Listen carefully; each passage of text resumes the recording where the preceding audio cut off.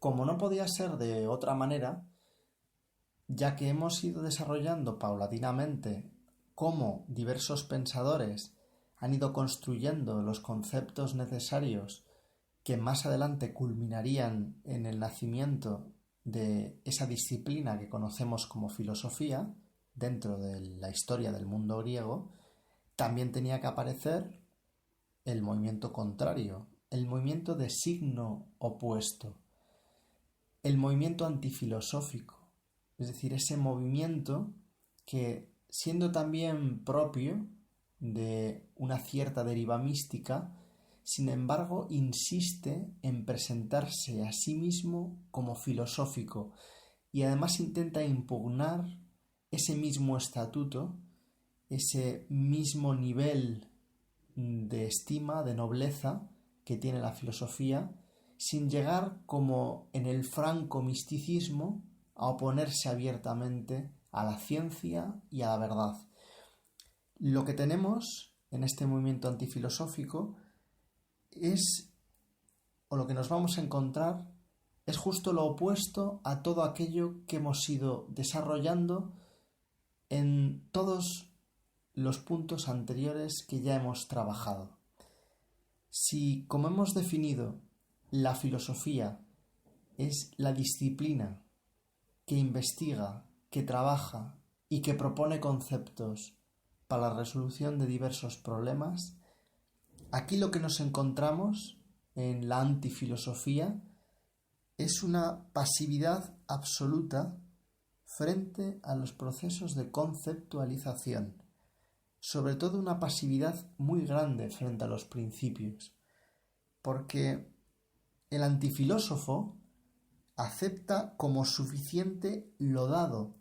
lo que ya se presenta ante los ojos, y no quiere ir al trasfondo de lo que hay detrás, no quiere comprenderlo, sencillamente quiere captar lo que le viene, pero no quiere entender su verdadera naturaleza, se conforma con lo que recibe. Además, esto ya lo hemos dicho, hay un intento de presentarse con una nobleza intelectual de la cual carece el antifilósofo. Porque como el niño, realmente lo que hace es memorizar o imitar, pero no llega nunca a entender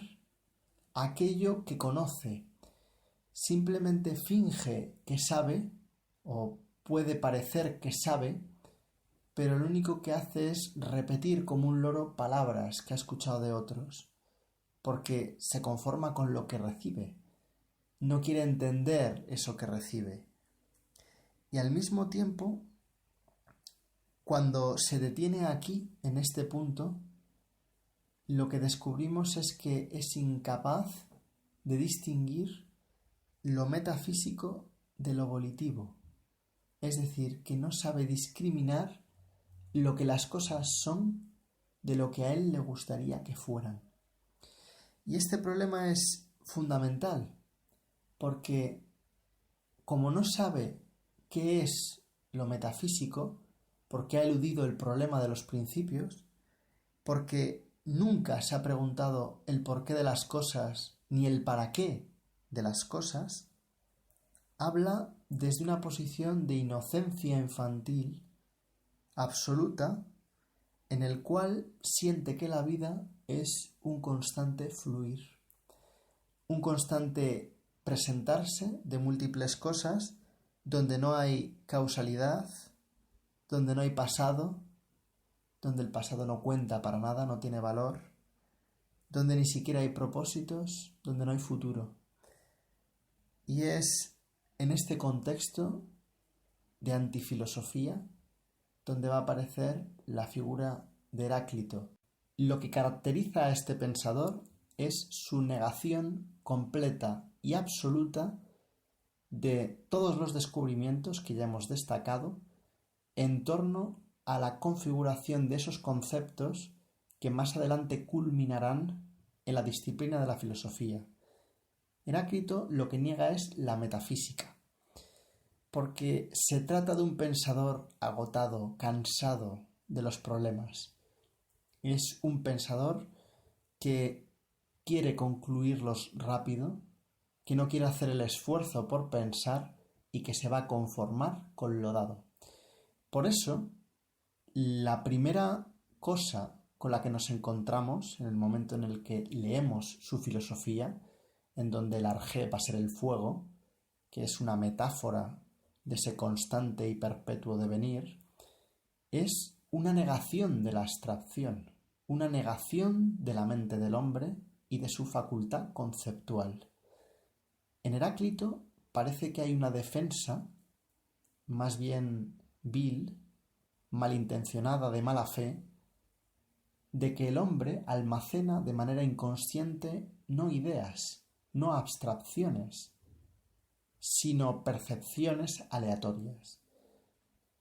sensaciones no identificadas, amontonadas, sin archivar, sin etiquetar. Es una gran cantidad de información caótica, sin sentido, sin ningún tipo de clasificación. Y es que si concibes la realidad como Heráclito, la realidad tiene que presentarse de una manera muy amenazante. Al final hay una negación de la causalidad, como hemos explicado, y una llamada al hombre a que viva de segunda mano y a que no piense de manera autónoma. Porque en Heráclito no hay una verdadera interrogación por la naturaleza. Y lo que realmente hay es la demostración más patente de que es un pensador que no sabe responder a los problemas de la filosofía. Simplemente quiere repetir lo que ve, lo que percibe, sin pararse a pensar en lo que verdaderamente supone. Por eso dirá frases que han pasado a la historia, como que no es posible meterse 2 veces en el mismo río. Uno de sus discípulos, Crátilo, dirá que ni siquiera es posible meterse una. También dirá que el sol es nuevo cada día. Y en fin, su prosa será tan poética, tan enrevesada, tan poco conceptual, que será llamado, o más bien acusado, y con razón, de ser oscuro. Y de lo que hay patente aquí, lo que se revela patente aquí, es de la misma incapacidad que habíamos visto en Parménides, y es la imposibilidad de explicar el movimiento a partir del andamiaje conceptual que ya se estaba creando. Y esto es muy común verlo en la historia de la filosofía, no solo lo veremos aquí, sino que lo veremos en otras ocasiones, que cuando los problemas que se formulan antes de que exista las unidades conceptuales necesarias para producir los conceptos que necesitamos para responder esos problemas, siempre habrá un momento de crisis, un momento en el que la filosofía se encuentre sin respuesta, y ese sin respuesta lo vivirá de forma traumática. Y es lo que vemos en Parménides. Parménides representa el sentimiento traumático de una filosofía que se sabe fracasada, que todavía no está culminada y que se pregunta o se plantea problemas para los cuales todavía no está capacitada para responder. Y ese problema es justamente el movimiento y el problema de la distinción entre el ser y el no ser. No está definido todavía, porque como hemos dicho, Parménides todavía no ha sabido tratar el problema porque está bordeando el problema de la esencia. No llega todavía a dar una respuesta a eso. Por eso Heráclito dirá que es lo mismo lo viviente y lo muerto, lo despierto y lo durmiente, o lo joven y lo viejo, porque todavía no comprende la diferencia entre la esencia y entre el accidente, entre lo fundamental y lo accesorio, y por eso también el problema del movimiento es un problema que todavía está pendiente por resolver, porque si no se resuelve el problema de la esencia, no se puede resolver el problema del movimiento. En definitiva, lo que nos encontramos aquí es contra la gran maldición de la filosofía griega, un pensador que no está a la altura de la filosofía y que se presenta como agotado, cansado, deprimido frente a su propia tarea y como negador de su propia tarea. Porque lo que hace la antifilosofía realmente es presentar términos que realmente no son conceptos y cuya única función es desplazar a los verdaderos conceptos que en este momento estaban en juego. Porque si uno ve atentamente, las afirmaciones de Heráclito no son inocentes. Las afirmaciones de Heráclito niegan desarrollos anteriores, retroceden muchos años de desarrollo, de pensamiento y muchísimas grandes aportaciones. Precisamente de pensadores como Heráclito es de quien tenemos que prevenirnos. Por eso es importante que destaquemos este papel que cumple Heráclito en la historia de la filosofía griega y que aprendamos en lo sucesivo que los discípulos de Heráclito son precisamente los discípulos de la antifilosofía, los discípulos que se oponen al hombre y que son puramente nihilistas, destructores y aniquiladores de la mente del hombre.